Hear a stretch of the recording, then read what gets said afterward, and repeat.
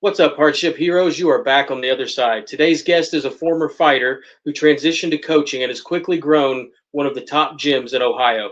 He's a coach's coach and a big inspiration to a lot of people. Welcome to the show, Dave the Anvil Graf. How's it going, Dave? Things are great, bro. Thank you for having me. Absolutely, man. I feel like I know you a little bit more than some of the people that come on here. Getting to hang out with you at the gym the other day was awesome. I want to know. Take me back to when you were a kid. What are the very first memories you have of fighting and combat sports? Well, it was my mom and my dad. My dad, owned his own karate dojo, and I remember starting. I'm 47. I started when I was 4 years old. Wow. Okay. All right. What kind of kid were you? It seems like a lot of the fighters I talk to say, "Oh, I was the class clown. I was the obnoxious kid." What kind of kid were you? I was in the middle of all that. Okay. It depended on my mood, and that's kind of how it like leans at my 47-year-old. People can't believe I'm 47 because of my energy and how dedicated I am. But Hmm. I was in the middle of all that. Like we go to we'll go have dances, and I'll be the one out dancing because my mom taught me how to dance. My dad was really into all that stuff. I'm saying obviously footwork and all that type of stuff. So I actually can dance. I could do all that stuff. I'm not afraid because I did one-on-one sports like most people, what I'm saying, doing team sports. I did team sports too, but it was, I was very, outspoken, outgoing. Like when I feel something, I go out there and I say it and I do it. How does learning to dance transition to fighting? I remember when I was a kid, I actually played a lot of tennis, and they wanted to teach us ballet Very and good. some ballet Yes. stuff for flexibility, balance. How does dancing affect training? If you How can listen it to be Bruce beneficial? Lee, if you listen to Bruce Lee, and this is a big thing, I called myself a movement coach. That's why I Hmm. always hashtag mindset coach because I'm a leader and a dictator. How I manipulate people and I try to educate people to better themselves. And actually, martial arts is all about self defense, right? So self defense is moving and countering. So if you Hmm. can't dance, you can't move. How can you defend yourself, and how can you fight well, or in any sport or Makes perfect combat? sense. Absolutely. I even remember, I think Walter Payton did some ballet back in the day when he Yeah. was in the NFL, and he credited it for a lot of his success. Herschel Walker too. Okay. I think Herschel could fight tomorrow. Oh, Herschel is a bad boy. A Yeah, bad man, I absolutely should he say, not a is. boy. He's a man. That's a bad man, and he proved it. Yes, he did. Who were your heroes growing up? That's a good question. You talking about fighters or individual of people? Just Like in what? life. Who did you look up to as a child, as a teenager? Uh, I loved my father because my father had morals and he stood for his own individual self, right? I as a coach, uh, Bill Duff, the Human Weapon, he was trained by Boz Rudin and all that stuff, the Human Weapon show. He showed me how to be a real man at the end of my career and changed me into who I am now and a leader and a dictator that I am of this day. You know what I'm saying? And, just, I don't know. He just helped me find myself at a point of life that I was a little bit lost, to be honest with you. Okay. Um, Tell me about the moment you said to yourself, "I can be a fighter." I honestly, because I've been always a competitive person, but I've been misguided, right? And I've had a couple injuries that screwed a lot of things up for me. So I'm like a late bloomer, like being at 47 and even thinking about, fighting bare knuckle and going and trying out and everybody's seen like, oh my God, this dude's 13 years off the couch and he's like, this dude can honestly beat up 20-year-olds when I've been trying. It explains a lot. Okay. All right.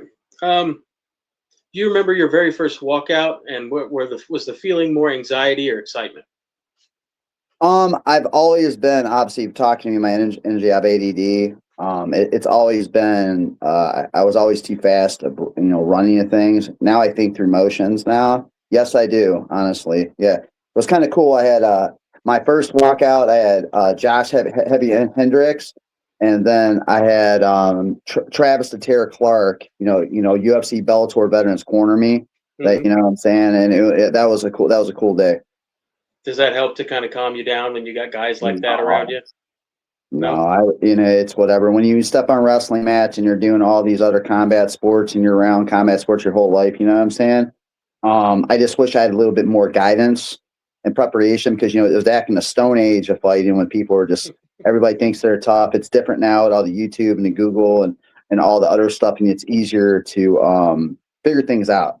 See, and people love me in the corner because I watch things and I see it like chess, man. I see it 3 steps ahead, and I watch every movement and stuff. Literally, if you watched me the other day, I literally bow and sit on the mat and I watch all my guys' feet. I watch all the things and I slip and I talk to them so they hear me where they're making small adjustments and where they're slipping on things. I've watched several hours of interviews you've done, fights you've been in, and one of the fights I wanted to bring up had probably the coolest transition, and I don't think it was on purpose, but Superman punch to forward backflip. Tell me about that fight. How does that happen? Oh well, that was a crazy day. That was a cool fight. I got runner up finish of the year that night, and I was coming off some learning lessons. And I left my old gym that I was talking about, Josh Hendricks, and I had all those big names. I had Josh Hendricks in that gym, Clint Musser, Penn State, Bellator veteran. And I had Ryan Madigan, UFC, World Kickboxing Academy guy in there. I had, we had a crazy gym. So I left there. My buddy at the time, I found some things out and I just left and went and met Bill and I rebuilt myself, what I'm saying, got myself in there and did my thing. And, that was a cool night. So check this out. So if you've seen, that's why they call me the Anvil. You actually seen what my right hand actually did because one punch, I put the dude through the matrix off the ground and he bounced off the cage and spun back. And he wouldn't even let me hit him because I gave him 23 stitches in the head with one punch. Oh my gosh. Yeah. Well, 1400 PSI doesn't lie. You know what I'm saying? Like, you know what I mean? Boy, that was a cool move, whether it was on purpose or not. That was one of the coolest things I've ever seen. Well, I watched down because he was southpaw and he crunched down. I'm like, okay. And then I don't know why he shot at me. He's a striker, you know what I'm saying? After that fight, I think he went 4-1 or whatever. I can't remember what the heck when it was. He moved to Texas, but whatever the case. But that was a cool night. You know what I'm saying? I had like 2,000 of my friends. Everybody was going nuts and stuff like that. And I got this cool finish of the night jacket from Ten Lally and this and that. And it was cool. That was a cool fight. Okay. Talk to me about the moment where the switch turned in your mind and you said, okay, I'm going to be a coach. Well, all right. I actually, when I was fighting, I was coaching, right? And that's kind of how it happened. Cause, I was fighting Gold Gloves. I told you I beat some, pretty nice, Olympic fighters and ended up being world champions and stuff and this and that. And I was coaching wrestling, doing that part time. And after I blew my knee out, I went back to boxing the first time, right? I'm lost in life. I'm doing all this stuff. My dad's, he sold the dojo, this, that. And, it just, and we had a little bit of falling out and then we got back together. It was crazy. So needless to say, after I break my hand, I had a couple friends, obviously that gym that I told you about. Hey coach, I'm coaching wrestling, this, that. Right. And I had like Clint and all those guys like, hey, why don't you come in and, help me out, teach me how to throw some hands. I'm like, yeah, you want to come in and help my wrestlers? Cause I had, I think like when I went back to my old home school, when I moved away from Cleveland, we had a really good team. I think I had 11 guys on my team, and every single one of them was at least a state alternate to a state finalist, multiple state placer. And we placed, if in Ohio wrestling, we placed in our division, I think, in top 10 for 3 of the 4 years that I was the assistant coach there. And and then helped their youth program. Now they have state champs and all this stuff. Like pretty much every year from that little thing I started back there, helping my old high school wrestling coach. That's how it happened. That's awesome, man. Talk about the process of starting a gym and getting people to show up. Now that is we talked about that. That's like herding squirrels into rabbit holes because people these days with accountability is 2 different things. But the one thing now I feel because I got all this stuff that I got going because I pretty much had to restart this gym because I've been open for 11 years. 3 times between my original business partner, COVID, and and going through a couple other things on top of it, between my parents, it's just a mess.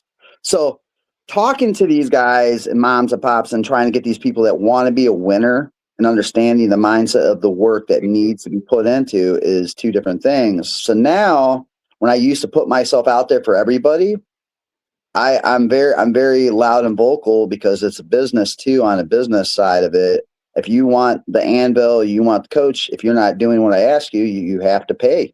I'm not playing the game. If you're not putting extra work in, I'm not putting extra work into you because you're wasting my time and you're wasting your time. Absolutely. Okay. How did you come up with the name Aries Combat Sports Academy? Well, my family and my grandmother, Judas, is technically a Spartan last name. So if you go Okay. to go into the battle, a marathon, and the 300 and all that, 3 of the 300 were Judas. Okay. So I'm All right. technically a Spartan by blood, by percentage. I think it comes up like 18% or something like that. And I'm a little bit Italian, like on the tip of the boot, but I'm more Greek than anything on Okay. that side, my father's side. All right. Let's say I'm a local amateur fighter, looking for a new gym, and I walk into Aries. Why do I want to train there, and what does it have to offer? We're a brotherhood, and you're not a number. On the flip side of a Spartan culture, right? If you come in and that's why I do consultations. I don't know if you've seen when I got business month and I got the key and all that we talked about. It's more or less I want everyone to succeed, but it's only one way to get things done, and it's just following and doing the right things. Okay. Sure. I was at your gym a couple weeks ago doing some research, and I noticed a couple things. The first thing I noticed, I've been to 10 or 12 gyms. For the size of your gym, you had as much or more equipment uh, than any other gym I've seen. How do you get all that equipment in there? How do you organize it, and how do you stay out of that sauna? I I bleed daily for it, because it's what I knew going in, being a little fish in a big pond with a couple of big gyms around here. I knew I had to go big or go home, and so I my situation, I just went all in, man. That's why they call me the Anvil. It's all or nothing. You know what I'm saying? There we go. Okay. Another thing that was obvious to me was how good a Coach Camp and Coach Gibson were. Yeah. Talk a little bit about those guys and what makes them so great. Well, we're all martial artists. Let's be honest. All 3 of us. I know for a fact. I'm like, does Richard have? Let's see. He's been doing martial arts. Coach Camp and Richard probably both. They don't have like the experience because I was pretty much born into it. They don't have the experience, but they're obviously younger than me. But they both got 20 to 30 years experience across the belt, and they all of them. I think Camp's got 3 black belts and maybe a blue or a purple belt, and BJJ too, but he just got his coral belt Christian like I have. And Richard is the same. He's like a world medalist. And he's a Um, gold medalist, right? yes, and Wow. he's competed. Last year he competed in Abu Dhabi, London, Mexico. That's how I got the Ohio House Board coach and U.S. national team pre-COVID in Orlando when we won the gold medal down there. That's how I got my Ohio House Award also. Okay. Yeah. You mentioned business of the month. Talk a little bit about that. Yeah. That's the second time I technically got the business of the month, but this time I got recognized. They got this Northeastern Ohio Achievement coin. Okay, it's like 14 karat gold and plated, I should say. Hmm. And it's just from constantly giving back and working from people and just making people better. And the mayor sees it. It's day in, day out. I do this day in, day out, and it's what I love to do is help people. And it saved my life, so it's cool. Hell yeah, man. Something that really stuck out to me at the practice I was at. A lot of fighters, when the bell rings and it's time to, no more training, they look relieved to get off the mat. They're so glad to be done. At your gym, the entire time everyone was smiling. When it was over, people didn't look. Maybe I shouldn't say this. They didn't look drained. They looked happy. Uh, how can you explain that? Well, we're family, and it's I look out for all their better well being and their bettering everyone. It doesn't matter. That's kind of like we go back talking about it. Some people are intimidated when they see Aries Combat Sports Academy. That's why I couldn't directly, because I'm so connected over the 11 years that we've been here. That's why I trained at the training center, honestly, in my LLC. But when you have that name expansion from 11 years ago to now, or I changed it a couple years ago, a lot of people are going to see that. They're a little intimidated by that, but they don't realize that's why. Like I was telling you, if you looked at that thing on the Focus Ohio, they put that little thing on me and YouTube and all that stuff about me. Anybody can train here. It's certain times for certain people. But the thing about my mom and pops and kids, they're all badass. I teach them the ways of the Spartan. You know what I'm saying? And with being my experience through my 5 black belts and all my other experience of combat, I show them. I don't show them white belt stuff. I show them I show them what's efficient. So it's a little different. But if you want a black belt, you can get it. But I'm here to teach you to be better. If Okay. that's fair to say. I love that, man. You have some great talent at Aries. I met a few of the guys there. Really, really nice guys, stand-up guys, guys that you can tell are Blue collar. dedicated. Yeah. Talk a little bit about Cody Wilson and Dom Savoca. Oh God, now that's two stars right there. That I mean amateur champs, and they're just great individual young men that stand for integrity and the good stuff and everything that my mom and my dad that would be proud of. You know what I mean? I have a handful of champions in here, and they're and the future is great. So Dom, needless to say, he's defending his championship at the Huntington Convention Center May 23rd for Cage Thunder.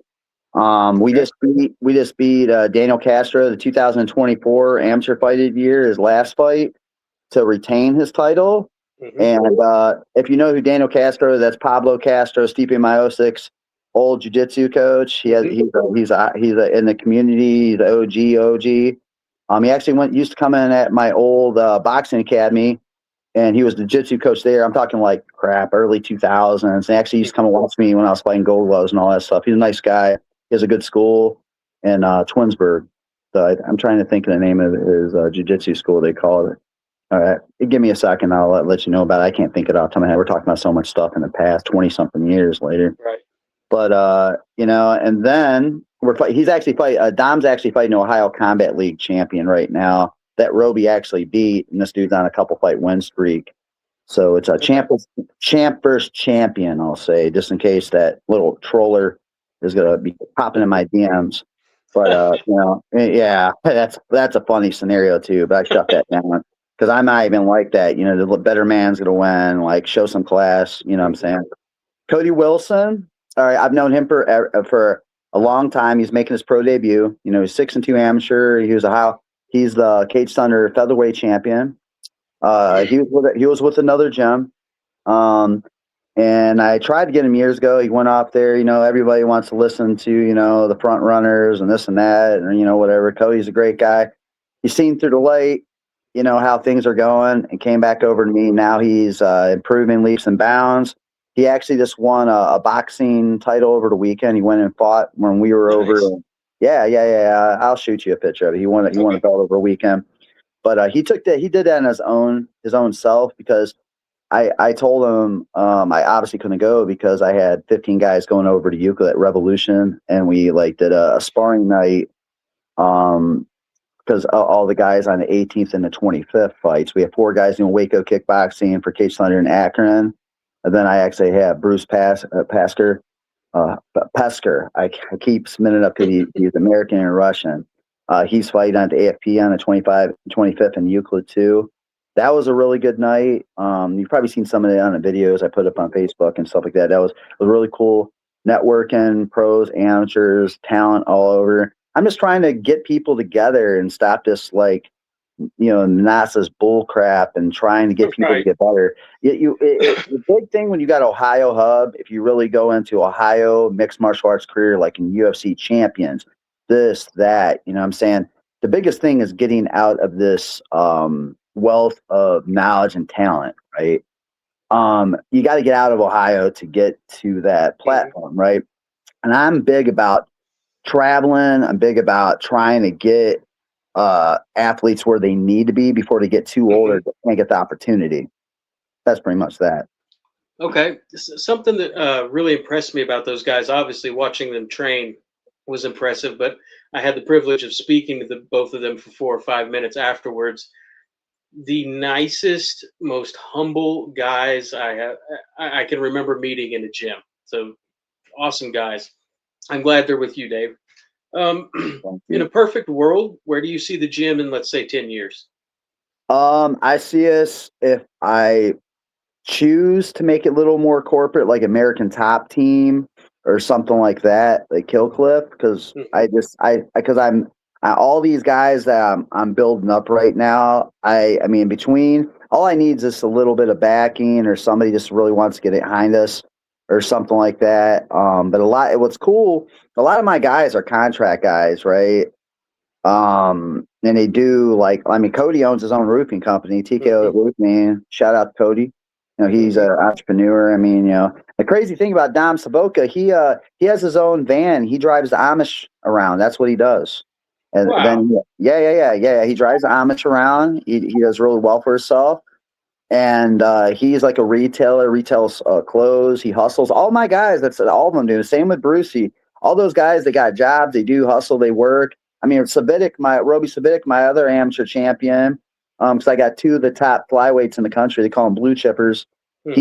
He helps build houses and works and does trades with his father. He's been with me since September of 2015. Wow. Okay. If this interview was the last time the world ever heard from you, what would Sure. you want them to know about you? Um, I'm a good guy. I care about people, and I just want to make people better, man. Honestly, my mom and my dad. I don't know if you listen to that thing. It's all this stuff. It's what they're both. They're over there watching me. In the sky. You know what I'm saying? And I'm just trying to make them proud, man. I believe you're doing that, And Dave. my children, my two girls, London and Salem. Okay. Um, I mentioned before we did the interview that I'd like to ask this question, and you can answer it however is most comfortable for you. Sure. Um, has there ever been a time in your life where you felt broken or like giving up, or maybe I can't overcome this? What was that moment, and how did you come out on the other side? That's good. That's a very easy question. Honestly, the last couple of years when my mom passed, I I don't want to say the women I've chosen in my life and my family that I took care of, like crumbled me, taking care of my mother and doing the right thing. But I was pretty much at the ends, and a lot of bad things happened to me. It was pretty unfair. Most people, I'll say 99% of the country would through talent, but I knew that wasn't an option for me. And I went too far to go this far kind of situation. Hmm. So, and I'm still burying myself out of some things, but you know what? You won't see the Anvil Dave Graf ever quit nothing. That's what the epitome of a black belt's failing a million times and keep going. And I know a lot of people are watching me. I mean, I could tell, I could be honest with you. I mean, I went out today and I had three people physically come up and shake my hand and thank me and see my business a month. They see me on social media, seeing all this stuff. I honestly had three different people stop me and That's talk to me great. and gave me a hug and shook my hand and like they're just proud of me for never giving up. So off that being said, how can I ever quit? It's not till I'm passed on, and that's when it's gonna be done. That means the world, man. When your peers notice and give you those high fives, you can tell yourself all day, "I'm doing great," but that recognition means a lot. But they really don't know they see all the good, but they don't see the Hmm. bloodshed. You know what I'm Yeah. saying? But it's what we do. Okay. What does the word redemption mean to you personally? Redemption is the epitome of never giving up, right? And I have an opportunity to keep going, all right? And I live off that, and I love it. I truly believe that's a Spartan in me. That's why I'm so competitive. You know what I'm saying? And I don't like bullies, and I don't like people like that. So I mean, I love it when people count me out. That's when I'm the most dangerous. I love it. I feel that immensely. I love um, it. I know you do. I love it. Oh, I yes. I'm to the last segment of the interview, and Stay right this there. segment is Stay presented right by. there. Hold on, hold on. I'm gonna show you something. Okay. You know what a dishonorment blade is? No, sir. Samurai. All right. So in Japan, right, when you're for your family and you're totally being dishonored, you take your own Hmm. life. This is when I got my Koro Okay. belt. You take your own life because you dishonor your family. That's the Hmm. epitome of redemption and dishonor. Go ahead. Yeah, There we go. yeah. Now that you mention that, I've seen, I don't know, movies or something where the guy uh, Samurai. gets That's himself. I what that just blade didn't is know right that's there. what it was called. Yeah, dishonorment Okay, blade. Yeah, yeah. that's awesome. Um, this last segment is presented by HKA USA, the crowned royalty in custom combat sports gear. These are kind of pick one or the other style questions designed to make the badass fighter and coach more relatable to us at home. Hell yeah, there we go. Are you ready for these? Sure, go for it. Who wins both in their prime, Ali or Tyson? Man, that is so hard. That's two eras, man. That's almost unfair, really. If Ali gets to the third round, he wins. I agree. Absolutely, I agree with that. Am I more likely to catch you drinking a cup of coffee or an energy drink? Both depends on the time of the day. Okay. Coffee first thing? It depends. Coffee's more of a middayer for me because Okay. I take my supplements and I drink my water and I try to kick the caffeine in, putting in all my supplements. You know, Okay. honestly. All right. What do you like better, ribs or brisket? Oof. You know I'm a barbecue guy, dude. That's the day and that's the flavor and who's making it. That's truly it and how it's made. Hmm. Um, oof. I love ribs, but brisket probably. Okay. Me too, man. Uh, again, both in their prime. Who wins, GSP or Anderson Silva? Ah, oh, dude. You know what? This is the thing. All right. Let me think about that. That's a weight class thing too, because GSP is really a 70, not a bulked up 85, or even though he moved up to 85. And, you know, but if you really go in, I explained that to you about GSP's wrestling, right? And he's a legitimate Brazilian Jiu-Jitsu black belt too. And he's a Croatian guy like me too.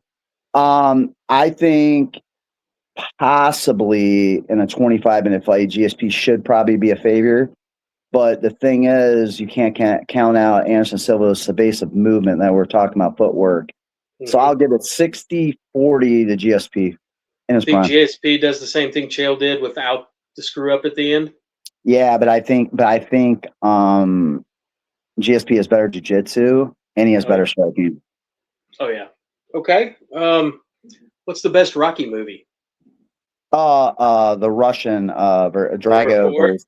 Yeah, I like them all. They're really cool. You know what I'm saying? Three is cool. You know, with Glover, motivational 1 and 2 is awesome. But I think four was the best by far. Was it the training montage in the snow that did it for you? Yeah, and showing the honor and respect to his brother with arms, Yep. you know what I'm saying? And going out there without technically in the story not taking money, it was more about honor of his friend Yeah. and his coach. Yeah. Okay. What's your favorite animal at the zoo, Dave? Oh, that's hard. Come on, man. You know, believe it or not, because you know what I'm saying, I don't like bullies. I came with my daughter, Salem, my younger one, the one I told you is to be very athletic. Well, both my daughters are special athletics, but my little one, she's a little tank. She I held her a giraffe. My name's Graf. A Hmm. giraffe literally walked up to me and her when she was 2 and ate out of her hand. Just and then Nice. every time we were walking, the giraffe actually was watching us and I stopped and he would or he or she would come back and keep walking across. Even when they kept our eye on it. Like it was really cool. Like we were really connected to that giraffe. So that was cool. I like giraffes. They're cool because they're good. They're That's good awesome. hearted spirits. Absolutely. Okay. What's more important, hard work or natural talent? Hard work. Absolutely. No one has ever. I'm gonna have to change that question. No one has ever said natural talent ever. No. You could be born as a champion. You got to be trained, and that's what Anvil train stands for. That's why I make champions, and that's why the sledgehammer and the fist has to be applied because it's blood, sweat, and tears. 23 stitches. Yep. Game over. Gosh. Man, Uh, yes. yeah, that's it. And what do they say about what do they say about snitches? They get stitches. um, Man, in your bathroom at home, does the toilet paper go over the roll or under? over. Over every time, right? Game over. Over. Okay. Uh, Dave, you're going to commit a bank robbery and you've got to take two people with you, a gunman and a getaway driver. Who are you taking? Let me think about this. That's a good one. Probably my high school drill partner, Chris Okay. Peterson.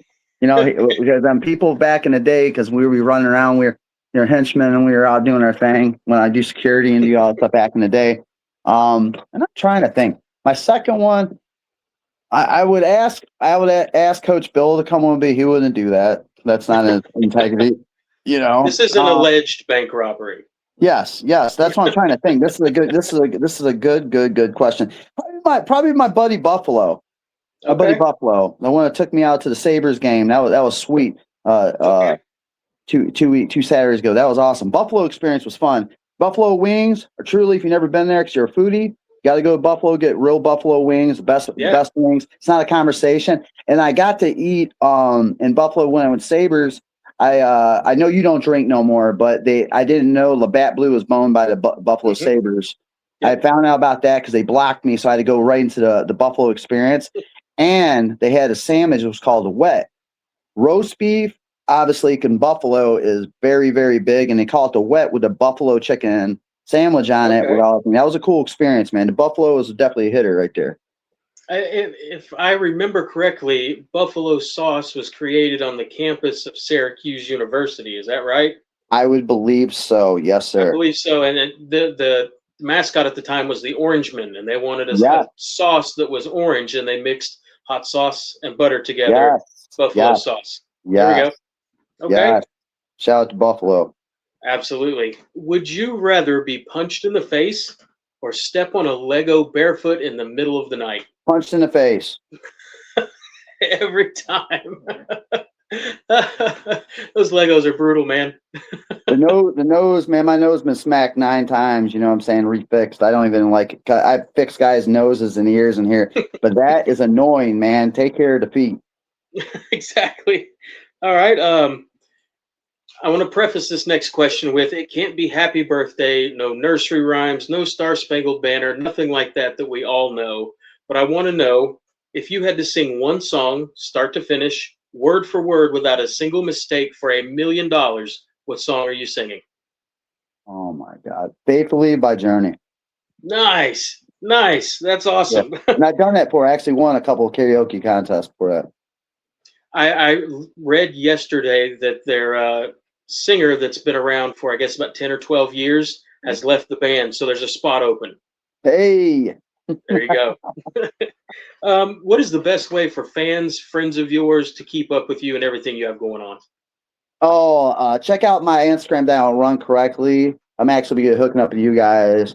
Yari real soon. I'm going to have Yari take care of the professional page for me. But the Anvil 2827, you know what I'm saying? Check out that page. I keep a lot of things on there on Instagram. Aries Combat on Instagram. I don't run that page. Some of my fighters and Coach Joe, one of my striking coaches, run that page. I let them handle that. I have 4 Facebooks. Dave Graf on Facebook. David Graf. Aries Combat Sports Academy. Aries Nation on Facebook. Different stuff goes to their platforms. Let me think. Aries Nation, and what is my other Snapchat? Aries Nation, I think. What is that Snapchat properly so I could tell you guys? Because I don't even look at it like that anymore. It's underscore the Aries Combat 420. Yeah, it's underscore Aries, Okay. Aries Combat underscore. Yeah, yeah. Okay. For anyone watching this or who's going to watch it, who is going through their own struggle right now, what message do you have about not giving up? God didn't put us on this planet to be a quitter and go get help. You know what I mean? Mental health's real. It's things out there. It's not that serious. You know what I mean? You can get through it. You know what I mean? Hard work, dedication, and you just got to believe for the right stuff. And the right thing. Never. Absolutely. That's not a question. Dave, I don't have any more questions written down. Is there anything else you'd like to discuss, or maybe somebody you'd like to shout out before we get off here? I'm just grateful and I'm thankful for everybody believing in me. And like for my mom and my dad, I'm never going to give up, and I'm just going to keep doing good things for people and my daughters. That's awesome, Dave. I want to thank you very much for sharing your time with the show. I'll get this uploaded. I'll probably put it on YouTube 5 or 6 o'clock this evening. It's going to be watched better than if I put it on now. Thank you again for your time. Thank you, HKA USA, for sponsoring this episode. Thank you, Nick. Dave, I'll see you on the 25th, man, in Cleveland. Yes, sir, bro. Just hit me up. Appreciate it, bud. Thank you very much. Have a great rest of your day, sir. God bless. Bye-bye. Bye-bye.